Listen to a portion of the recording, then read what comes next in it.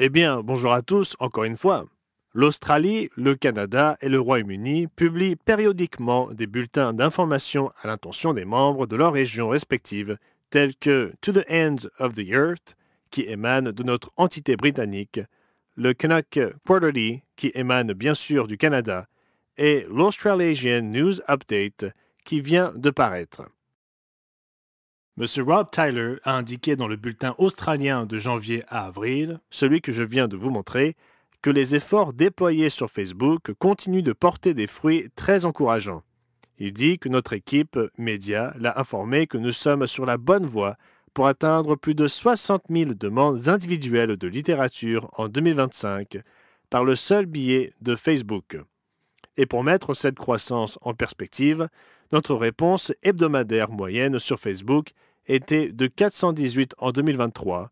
En 2024, ce chiffre est passé à 704. Et en 2025, jusqu'à présent, nous recevons en moyenne 1274 réponses par semaine. Ces réponses proviennent de 33 nations de la région Asie-Océanie.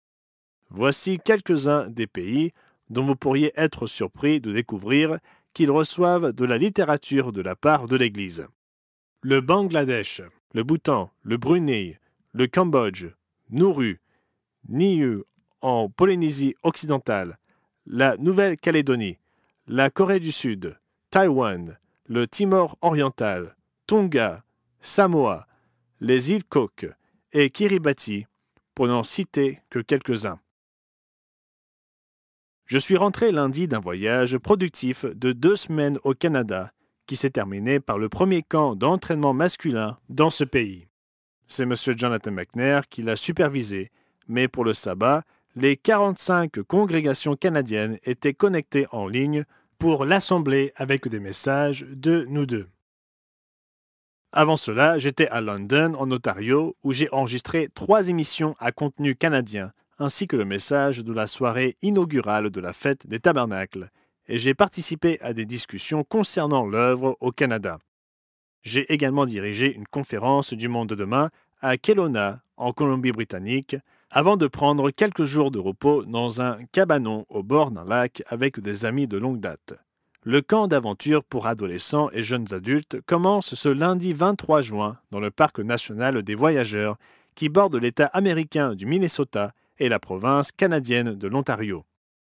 Il s'agit d'un trésor spectaculaire à cheval sur nos 2 pays que j'ai personnellement parcouru en canoë-kayak à plusieurs reprises et que plusieurs autres personnes ici à Charlotte ont également vécu. Nous sommes heureux que nos jeunes puissent vivre une telle expérience dont ils se souviendront avec nostalgie le reste de leur vie. M. Michael Haycoop nous informe que le sabbat dernier, M. Yvon Brochu a donné une conférence en français du Monde de demain à Edmonton, au Nouveau-Brunswick, notre seule congrégation francophone à l'extérieur de la province du Québec au Canada. En Europe francophone, plus de 11 000 abonnés ont été invités à une conférence en ligne du Monde de demain ce dimanche. Une série de conférences en ligne en français est prévue, qui sera ensuite disponible sur une chaîne YouTube dédiée. Ce mois-ci, nous devrions redoubler d'efforts pour promouvoir notre revue du Monde de demain en anglais en Irlande et au Royaume-Uni, ainsi que notre revue en français en Europe.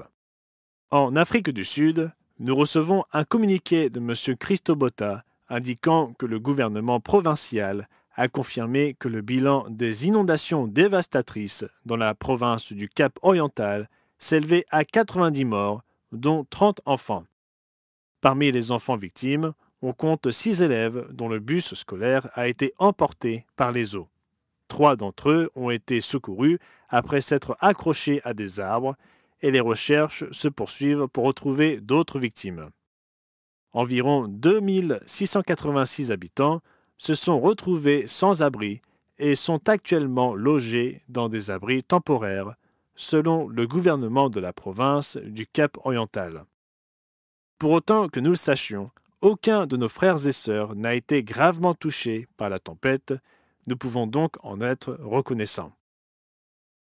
M. Rick Stafford rapporte que notre nouveau stagiaire ministériel, M. Philip Johnson, l'a accompagné lors d'un déplacement dans les Caraïbes anglophones, où ils ont tenu des réunions avec les responsables et rendu visite à des membres au Guyana, à Trinidad et à la Barbade. Il ajoute que les membres dans ces régions sont chaleureux et apprécient ces visites occasionnelles, et qu'ils soutiennent avec enthousiasme l'œuvre.